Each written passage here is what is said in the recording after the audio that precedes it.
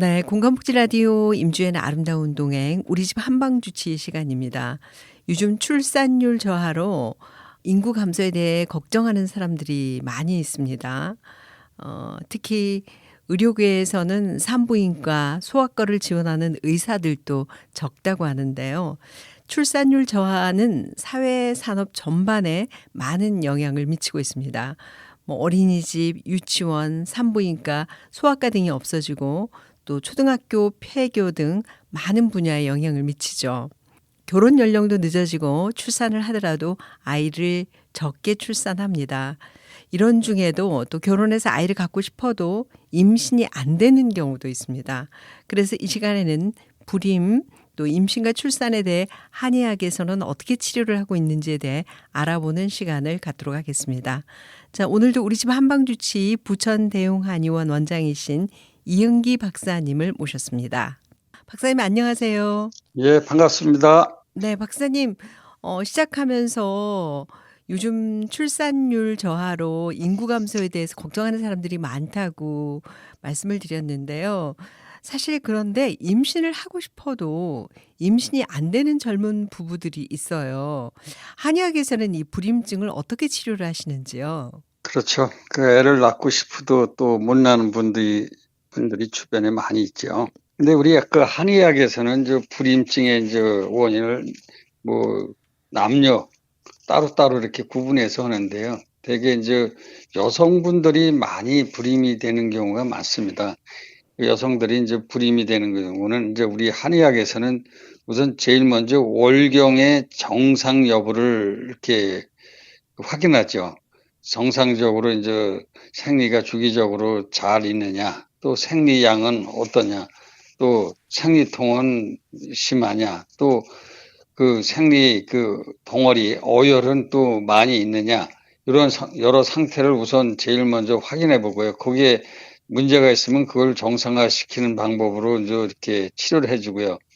근데 또한 그 생리는 정상이고 아주 주기적으로 잘 이렇게 오고 아픈 것도 없고 그런데 그 임신이 안 되는 분들이 있어요. 이런 분들을 이렇게 물어보면 우리 자궁의 기능이 저하돼서 오는 경우가 많은데요. 쉽게 말해서 자궁이 따뜻하고 피가 이렇게 잘 돌아야 되는데 그렇지 않아 가지고 우리 그걸로 인해서 불임이 되는 경우가 많죠. 쉽게 말해서 우리 겨울에 눈밭에 이렇게 씨를 뿌리면 싹이 안 나듯이 우리 자궁도 따뜻하고 피가 잘 돌아야 수정 착상이 잘 돼서 결국 임신이 돼가지고 출산까지 하는 것이죠. 그래서 대부분 그런 경우는 우리 배 자궁을 뜨뜻하게 해주는 그런 약을 많이 써주고요. 남성들의 불임증은 우리 몇 가지를 나눕니다. 우선 정충이 이렇게 또 정액은 있지만 그 현미경 검사를 해보면 정충이 없는 경우도 있어요.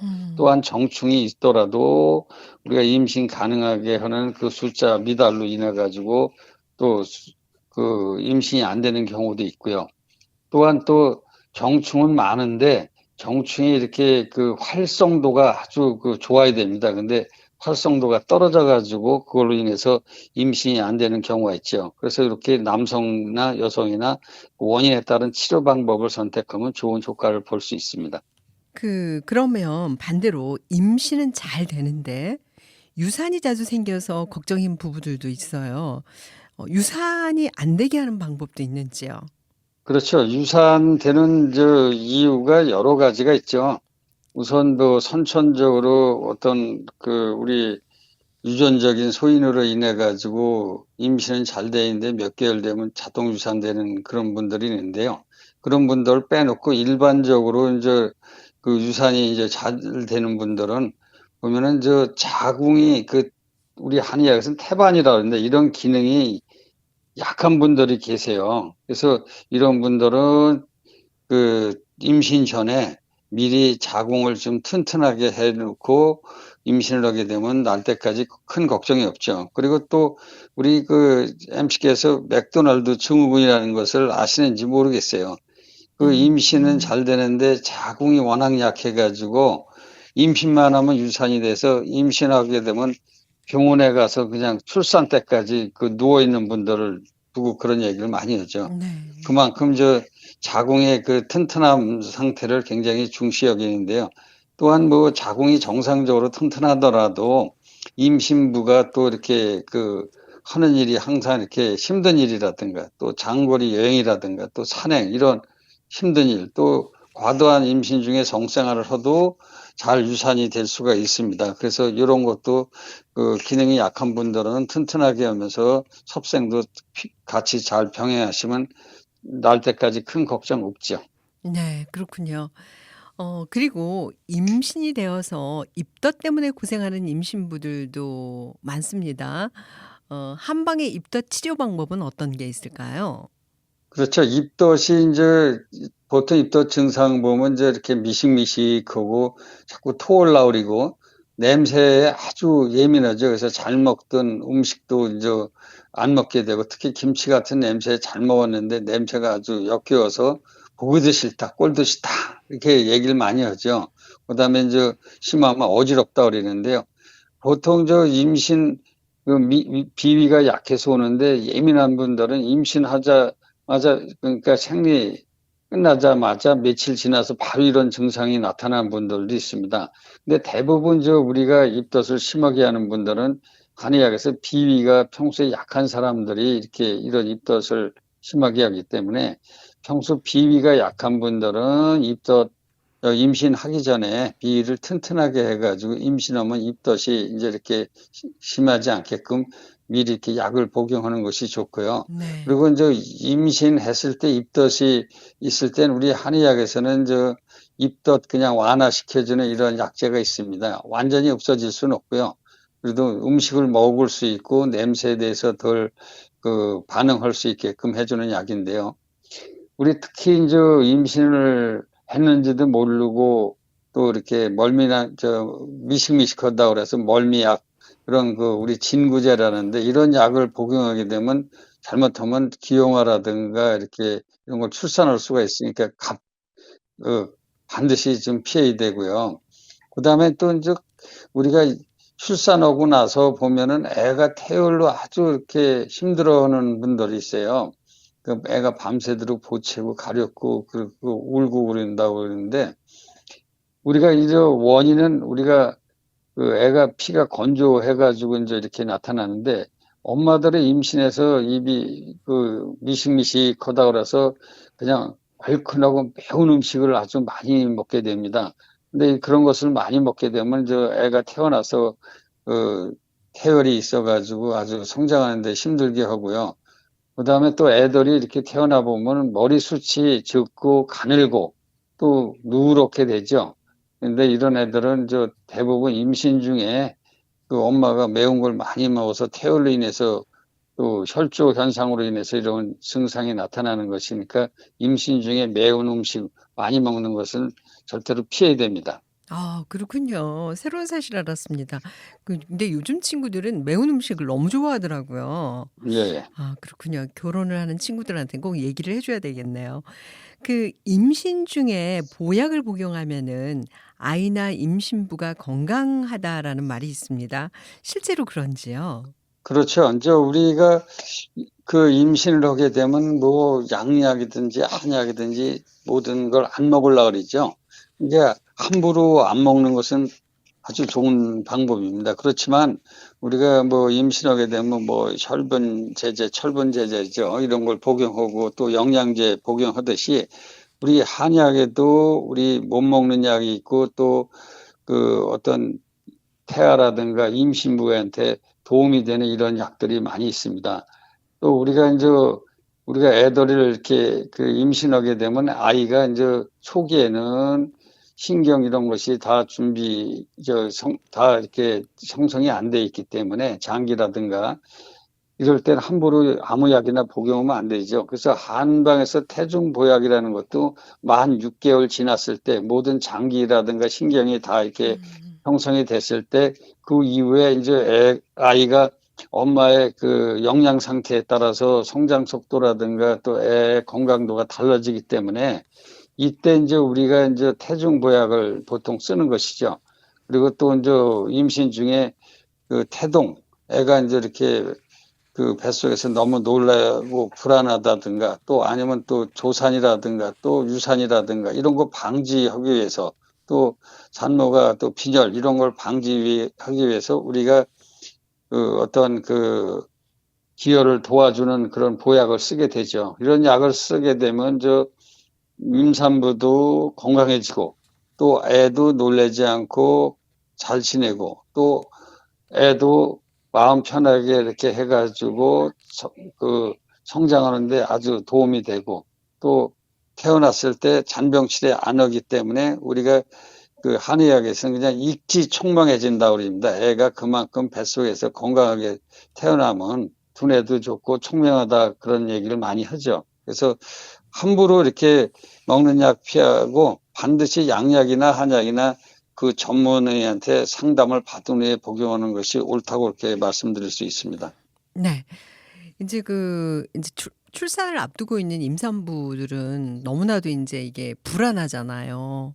예. 아이를 잘 낳을 수 있을지. 그런데 그 아이를 좀 쉽게 낳을 수 있는 그런 도움을 주는 한약도 있습니까? 있죠. 그 저도 애가 세 명인데요. 세 명 다 이렇게 쉽게 나는 약을 복용해 가지고 그 음. 산모의 그 오랜 그 산후 고통 없이 쉽게 아기를 낳습니다.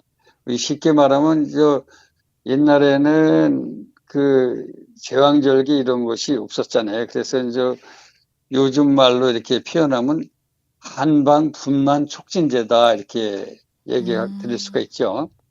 우리가 이제 보통 그 애를 낳다 보면 애가 그 나오기 위해서는 자궁문이 잘 열려야 되고 또 자궁 수축력이 좋아가지고 바로 이렇게 애가 나와야 되는데 자궁문이 안 열리고 자궁 수축력이 약하게 되면은 그만큼 산후의 고통이 오랜 시간을 고생하게 되죠.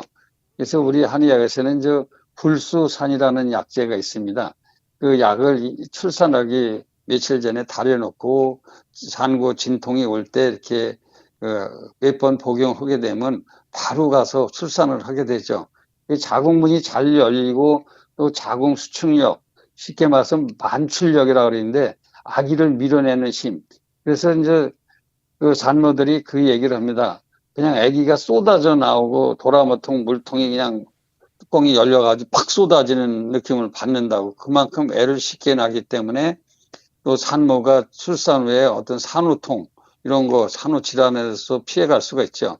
또한 우리가 이제 임신하게 되면 애가 아주 크다는 얘기를 하는 분들이 있습니다. 그래서 아우 애가 너무 커가지고 뱃속에 애가 너무 커서 이거 낳을 때 쉽게 낳겠느냐 이랬는데 우리가 또 축태음이라고 그래가지고 이렇게 애가 너무 크다 그러면 보통 그 출산 한 달 전에 우리가 난산이 우려됐을 때 이제 양수라든가 태아의 크기, 그 과체중이라죠. 이런 것을 줄이는 약이 있어가지고 그걸 복용하면 출산할 때 쉽게 순산할 수가 있습니다.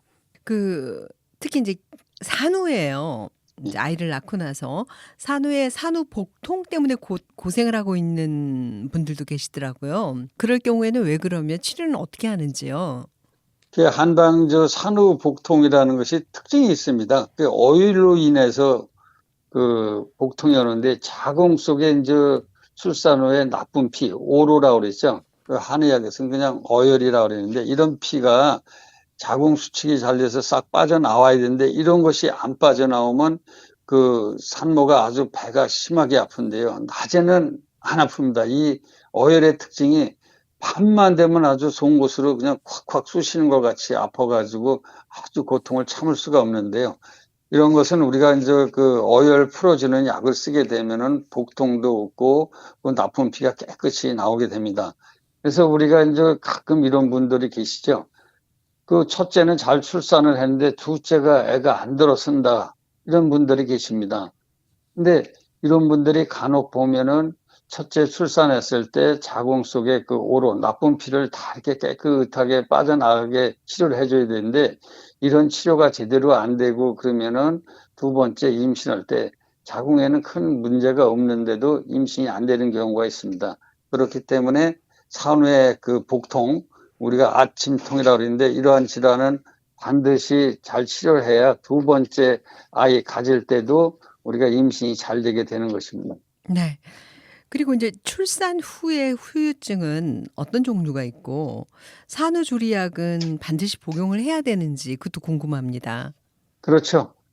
이제 옛날에는 산후조리원이 없었지 않습니까? 집에서 그냥 되게 산후조리를 했는데 그만큼 여러 환경에 많이 노출되기 때문에 산후풍이 많이 있습니다. 그래서 산후병이라는 것은 대개 이제 유산후에도 마찬가지인데요. 기혈이 약해서 오는 경우가 많습니다. 그렇게 되다 보면 또 바깥에 바람이나 한기 이런 거에 대해서 내가 이렇게 방어 기전이 약해지고 또 몸이 정상적으로 회복이 되려면 보통 3주일 걸립니다. 그래서 우리 옛날에 금줄이라고 그래서 출산하고 나면 3주일 동안 집에 이렇게 인줄, 금줄 이렇게 다뤄놓지 않습니까? 그래서 함부로 이렇게 어떤 나쁜 기운을 가진 사람들이 못 들어오게 하는 그런 옛날에 그런 어떤 관행이 있었는데요.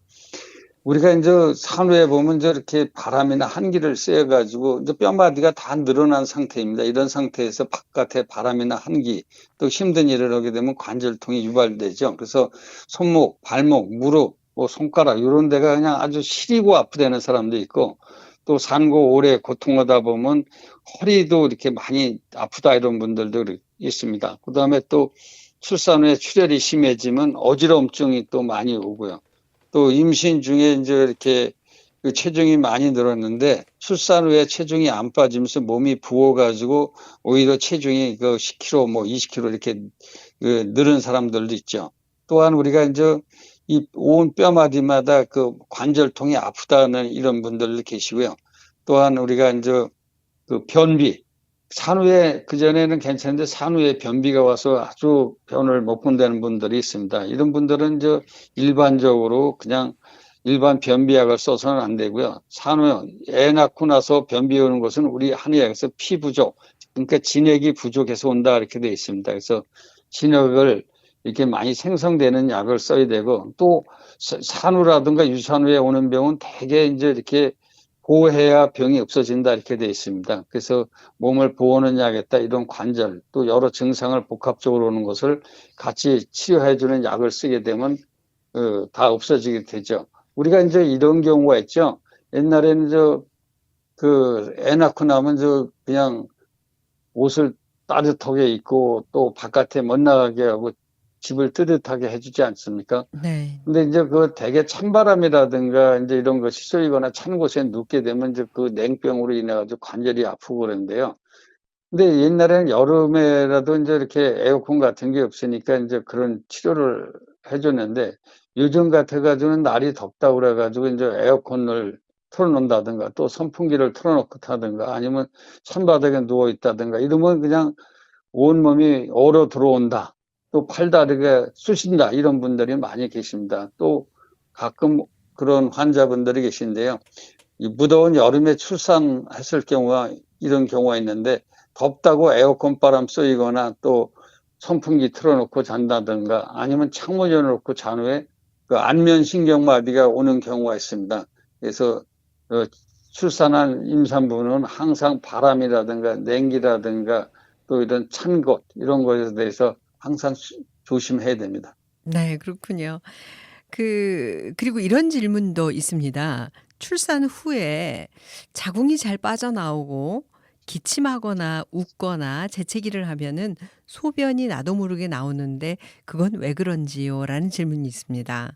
그렇죠. 이렇게 애를 낳아서 이제 건강한 것 같은데 산모가 부끄러워서 남한테 못하는 얘기가 있습니다. 이 자궁이 이렇게 빠져나온다 그러면 이해를 못하죠. 그리고 또 이렇게 오줌도 나도 모르게 그냥 새어나와서 그냥 이렇게 팬티에 적신다 그런 것도 부끄러워서 얘기를 잘 못하는데요.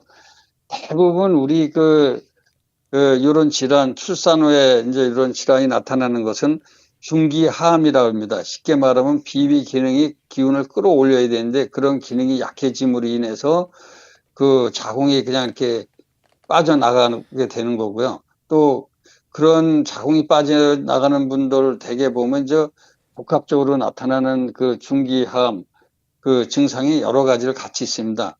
우선 어지럽다는 얘기를 많이 합니다. 그리고 또 기운이 없다. 손발에 힘이 없다. 밥맛이 없다.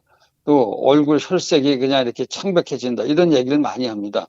또 소변을 이렇게 잘 이렇게 흘리고 참지 못하는 것도 방광의 간략근이 약해져서 그렇습니다. 그래서 우리 한의학에서는 이런 기능을 중기를 끌어올리고 또 자궁 기능이라든가 또 이런 간략근 기능을 튼튼하게 해주는 약을 쓰게 되면 잘 치료가 되죠.